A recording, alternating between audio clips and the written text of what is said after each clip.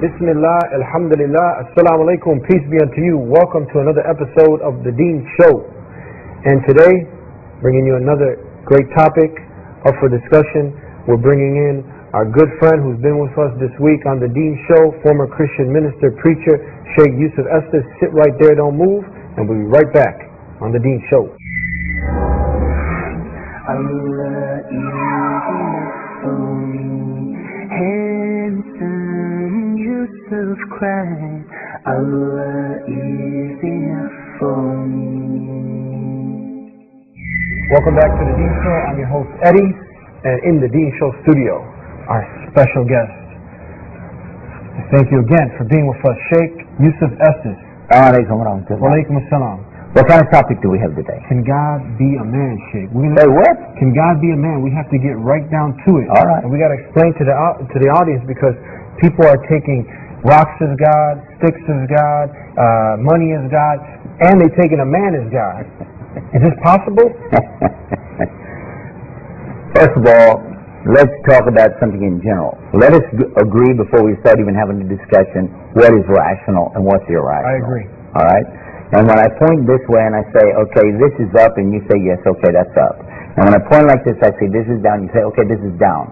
Now, during the discussion, if you say, well, this could also be down, or this could also be up, I'm going to say, okay, that's the end of the rational discussion. No, you're not being yeah, have a nice day. I got things to do. Up is up, down is down. Yeah, well, there's some basic things when you talk about something in a rational discussion that go undisputed. You just say that's it. Yeah, you set parameters. Before we begin the discussion, when you say God, what are you talking about? Okay? And if you're talking about something that's limited, something that is human, something that's, then for me this is not God.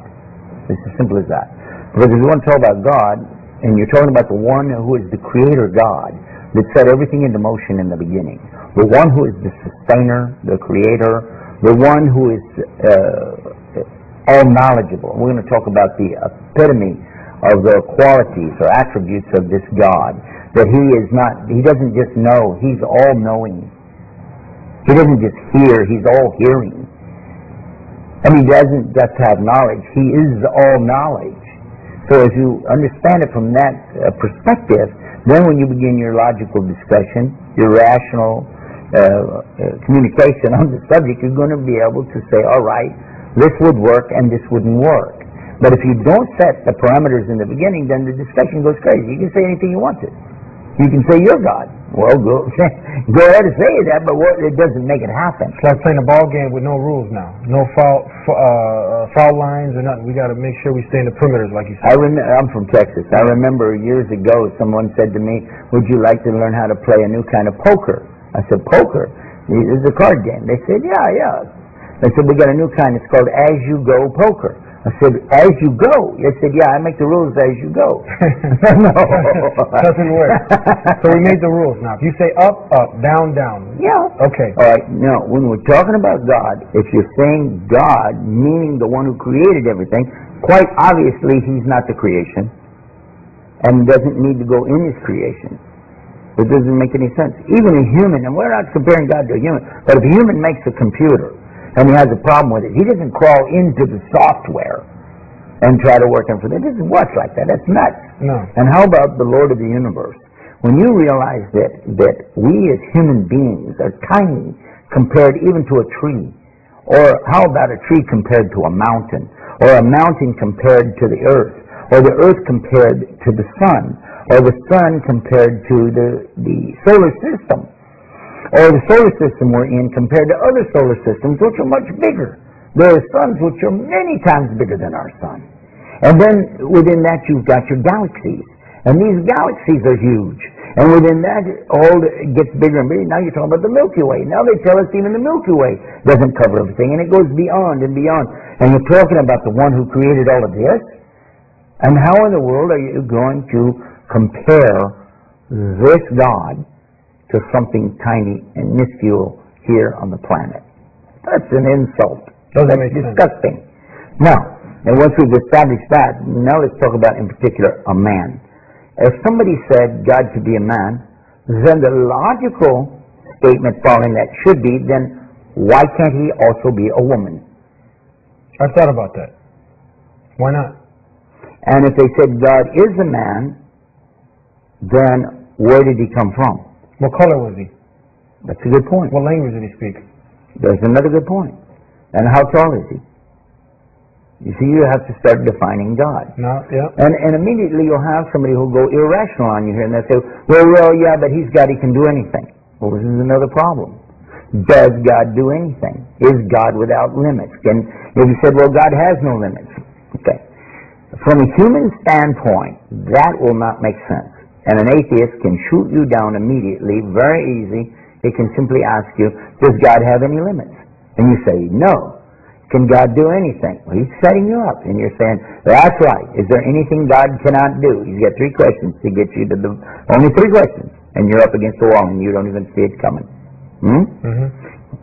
Is God without limits? You bet. Can God do anything? You bet. Is there anything God cannot do? Can God do anything? Yes, absolutely, emphatically. Okay, can he die?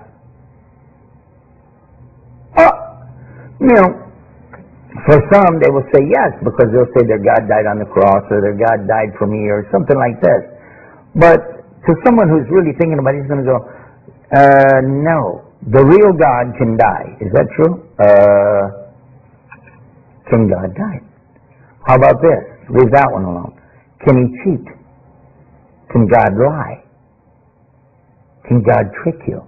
Because if you say yes to that one, then how do you know you're on the right way? How do you know? If God can trick you, maybe the whole thing's a big trick. Huh?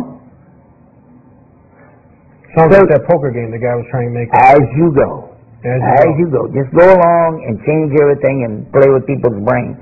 But in reality, the only way that a human being could come to know, or let's forget a human being, anything within the creation could never understand the Creator. This is impossible. Because that which is subjected to something bigger is not going to be able to control that or manage it, because this doesn't make sense. Me being a former Christian minister, you actually used to believe that God was a man.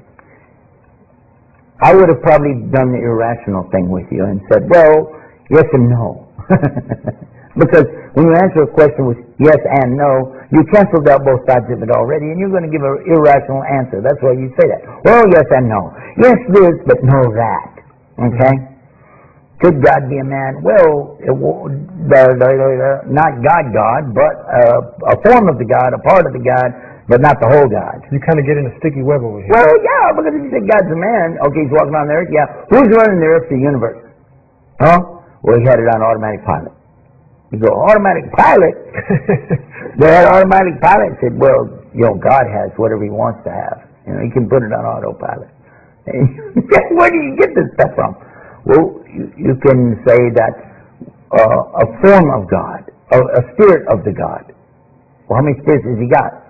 We don't know. He could have a bunch of spirits. Okay, so how are you going to argue with that? But the contention now of the Muslim is this, that the only way the human is going to know God is by revelation. God reveals himself through what we call Scripture or revelation, and has done so since time immemorial. And we know this is evidenced by the many manuscripts that have been found and discovered around the planet. They don't all match because they're not originals. None of these are originals. Many of them are copies of copies of copies. Many of them are translations of copies and things like this. But it's enough and suffice to say that we know there were original manuscripts. We know there were original revelations. And we know, based on so many of the continuity of so many of them, that you can compare that, yes, there was revelation that came from God. Does it exist in the original format? We're going to say no, as do most of the real scholars of the Bible say no. In fact, recently, Bart Aaron, if you've perhaps heard of him, one of the biblical scholars, has some books out on Borders Books and Music at Barnes & Noble, Amazon.com.